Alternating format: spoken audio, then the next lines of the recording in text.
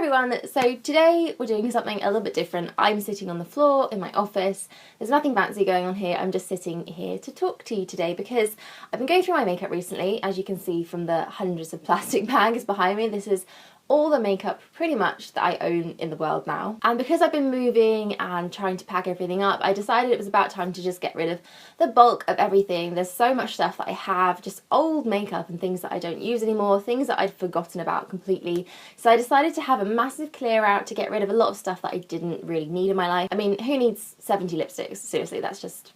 no. As therapeutic as it was to get rid of just a load of crap, there were so many things that I saw or that I came across while I was going through my makeup that just made me feel incredibly nostalgic, and they just instantly brought me back to a time when I either bought them or I was wearing them a lot, especially when it comes down to things like my first foundation, my first higher end purchase, all those things I still had. And I thought it would be kind of fun to do a little sit down chatty video talking through a few things that I saw or that I came across and things that just made me kind of think, oh wow, remember that. So I've got a little pile of makeup here, and this is old makeup. I've had this for so long, and just looking at it just makes me feel probably about 18 again, which is scary. So that's pretty much when I first started getting into makeup. I used to have a job as a makeup counter girl, and I worked just surrounded by makeup basically, and that's what started getting me into it. And I would basically spend my whole paycheck back into the shop that I worked because I just wanted to buy more and more things, and thus a massive ridiculous collection was born. Probably one of the first things that I bought, and I think this actually was the first high-end makeup thing that I bought with my first paycheck, was Estée Lauder's Double Wear. Now, I'm not sure how many of you there are still sticking around from back in the day. I've been doing YouTube now for about 4 years, and this was in my first ever video. I will link that down below if you fancy a bit of a cringe fest, because it's pretty embarrassing. But this was just my go-to foundation. I was obsessed with this stuff. This is probably my fourth bottle of this now. I haven't used it for many years, but I went through it just ridiculously when I first got into it. I used to wear the colour Shell, which I think they discontinued and then brought back again because obviously it was quite a popular one, but this is just liquid pink in a bottle. It's so pink toned, and I look back at photos of me now wearing this and it's just cringe. It's so embarrassing. This is just the fullest coverage foundation ever, and it sets down so it kind of leaves this mask of foundation over your skin, but it makes your face look flawless.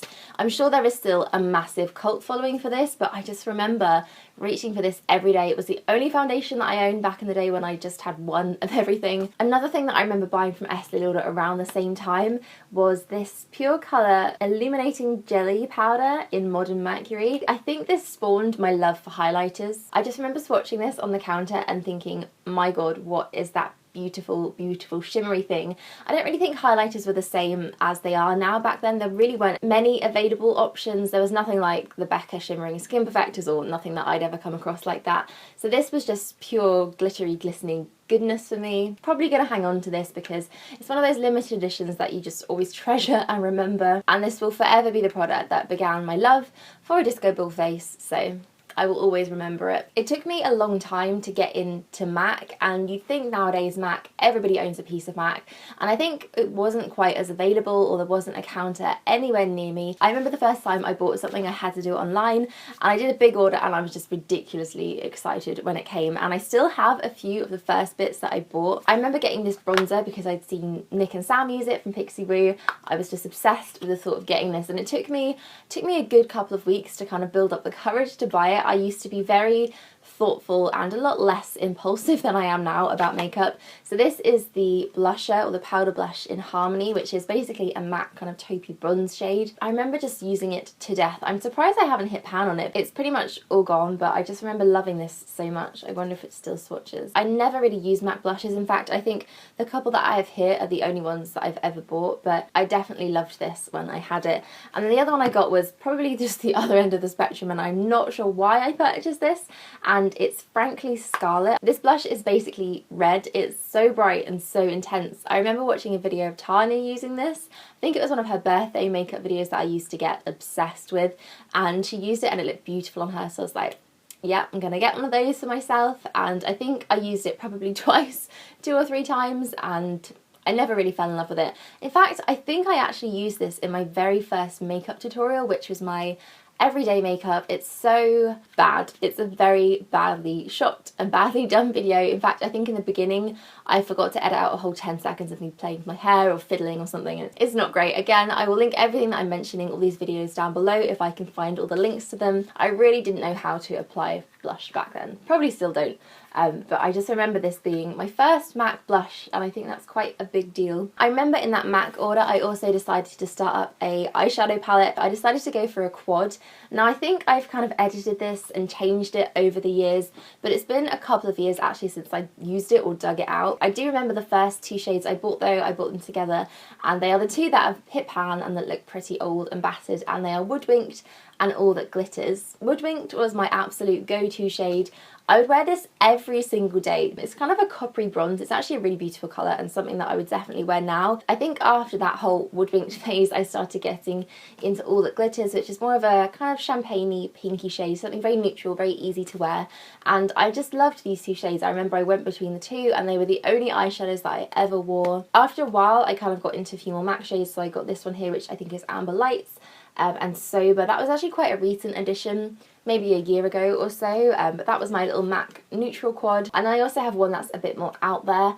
Still love all these shades. I remember Cranberry. Oh my gosh, I was such a Cranberry lover. You would look at it and think it was just an eyeshadow that would never work for anybody, but it actually is so beautiful. I might even buy myself another one because this is pretty old, but I just remember loving this so much. It's kind of pinky, kind of reddy, purpley, almost a bit coppery as well. It's just such an amazingly beautiful shade, and it looks so great when it's on the eyes. And then this one is Beauty Marked, which is kind of a shimmery purple. I loved this so much, and I think I only ever wore it once. And then this one here is Antiqued, and then I have Sumptuous Olive as well.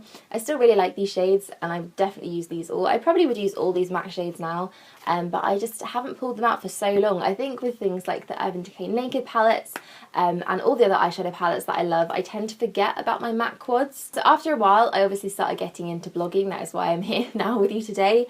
And when you're a blogger, it's just very tempting to buy a lot of things for the justification that, oh, I can post about this, this will make a great blog post, when really you just want to buy it for yourself. So I really got into the kind of hyped products, things that everybody was buying and that I wanted too. This was definitely one of them. And I'm sure many of you have this sitting in your makeup drawers, buried very, very deep and never ever used. It's the Chanel Soleil de Tan Chanel Bronze Universal, whatever you want to call it. I remember buying this and then blogging about it the same day and thinking I was just the coolest person ever. But I never really used it much. I never really got a lot of use out of it because it's quite a tricky one to use.